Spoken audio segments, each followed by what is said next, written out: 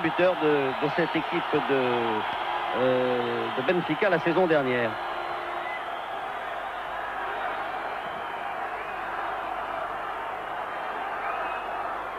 Alors évidemment, comme toujours, nous assistons à 10 premières minutes, enfin les 10 premières minutes, ou le premier quart d'heure d'observation, avec là tout de même une pression soviétique de Moroz sur le côté droit.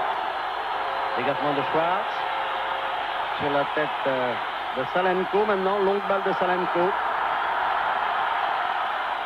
Et Rui Bento, qui n'a que 20 ans, qui est libéraux de l'équipe de Benfica. Vous savez que Benfica a une école de football formidable. Monsieur Pineiro à Paris, qui est un peu le représentant de Benfica, nous en parlerait pendant des heures. Mais c'est vrai que c'est étonnant. C'est une équipe qui s'est complètement renouvelée en l'espace d'1 an. Et il y a des garçons qui apparaissent comme ce Rui Bento, que nous vous avons montré, comme Madeira, et qui ont entre 19 et 21 ans. Schwartz, qui va peut-être avoir la balle. Non. Il a été surpris par l'intervention de Zayet. Veloso, un vieux de la vieille qui a fait la remise en jeu.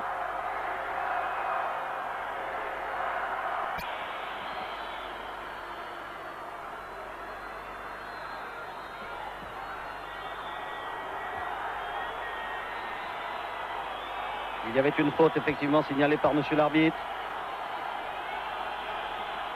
qui est monsieur côté droit, vous le voyez. Deuxième poteau. Oh, il a touché la transversale, vous l'avez vu.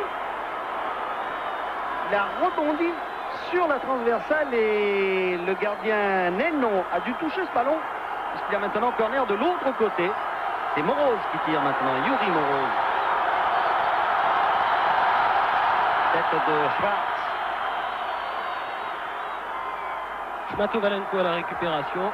Une balle sans danger pour Leno, le gardien de Benfica. On vous a tout de même pas dit, pour ceux qui ne le savent pas, mais ceux qui suivent le football sont sûrement au courant. Juran, qui porte le numéro 11 des Rouges, c'est-à-dire de Benfica, est un enfant de Kiev.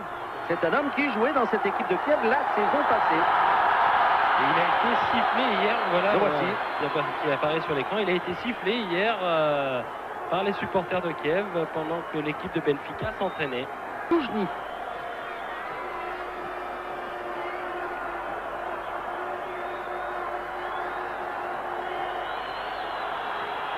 Et voilà Juran. Schwartz. Paolo Rui Bento. Bon développement côté droit pour Paneira là-bas qui va sans doute centrer. C'est sa position idéale.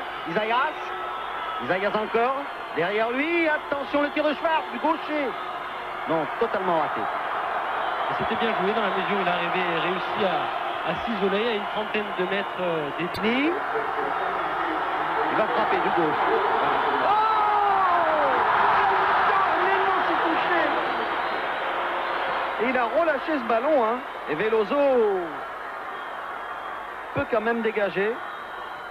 C'était une bonne occasion, pour les soviétiques là.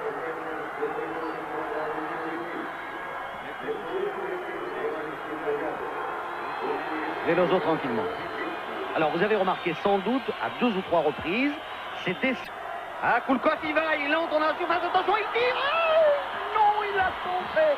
Un petit centre au deuxième poteau, c'était pas bête du tout pour Rui Aguas, qui était là, vous le voyez revenir, Rui Aguas sur l'image, qui est le fils de son père, Rui Aguas. Vous savez que Rui Aguas était... le grand Rui Aguas était... José Aguas plutôt était l'avant-centre de Benfica des années 60, du temps de Eusebio, Simoes et tout ça. José Aguas, c'était un grand buteur, comme son fils d'ailleurs l'est devenu, puisque vous savez que c'est lui qui a marqué la plupart des buts de Benfica l'année dernière. Attention les soviétiques là, il y a un coup de dégagement. Oh là là, ce qui souhaite là, de la part de Nenon. Le ballon encore soviétique. Charan.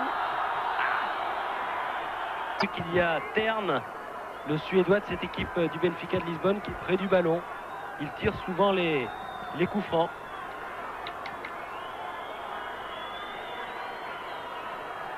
Peut-être une feinte avec... Ah, il tire du pied droit. Et c'était pas mal, hein.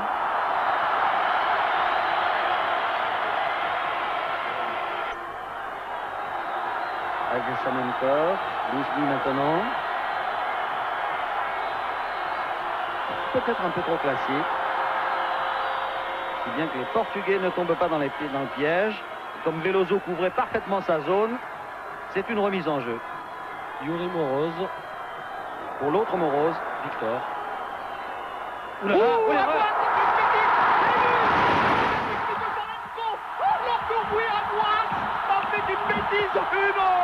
c'est l'avant-centre Benfica qui était replié, qui a voulu donner à son gardien de but. Et là, Salenko s'est précipité. Vous voyez la joie et le petit drapeau jaune et bleu des Ukrainiens qui viennent de marquer 1-0 pour Kiev. On va revoir Patrice Romden. Le but sans doute au ralenti. Mais c'est superbe. Une erreur monumentale de Rui Aquas, l'attaquant, l'avant-centre de l'équipe. Et qui ce soir donc exploite ce ballon, cette bourde des joueurs de Benfica pour inscrire le premier but du Dynamo de Kiev.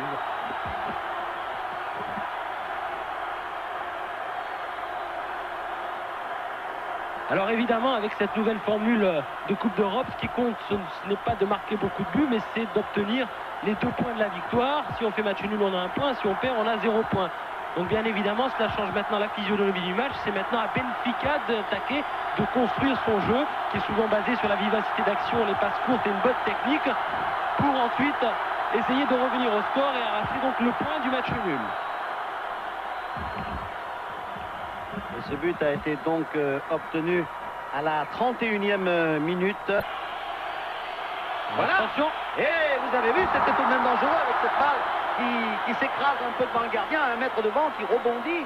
Et il a fallu donc que Koutepov s'agenouille.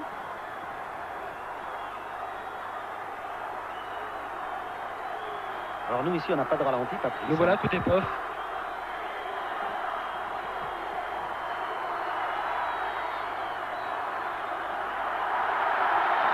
Vous avez vu évidemment depuis le but soviétique ou ukrainien, on ne sait plus trop comment on doit dire ici. Depuis ce but, eh bien, les joueurs du Benfica de Lisbonne se ruent à l'attaque, à l'image de Kulkov qui a donné ce ballon là.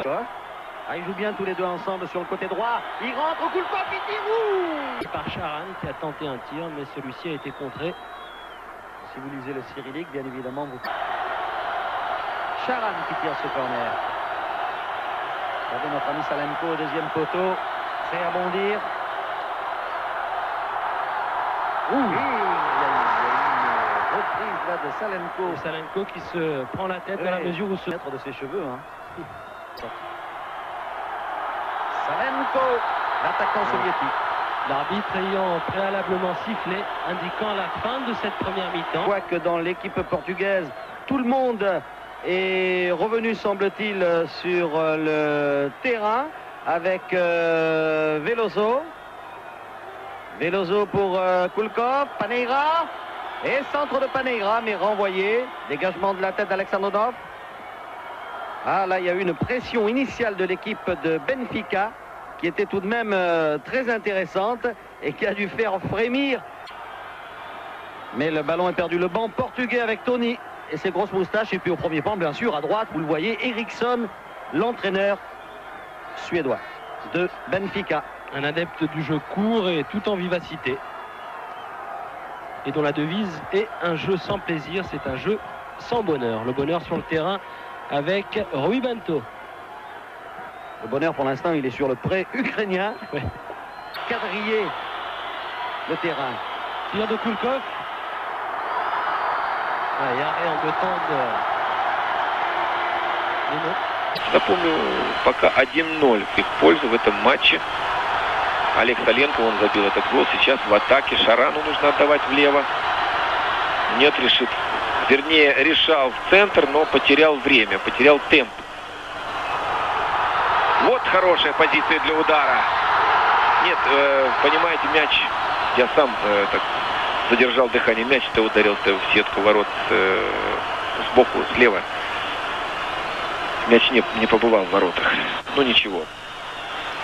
Смотрим этот матч дальше. Впереди киевские динамовцы, а вот их соперники не оставляют мысль о том, чтобы удачно атаковать, забить еще мяч в ворота на поле соперников. Для киевлян это финиш сезона.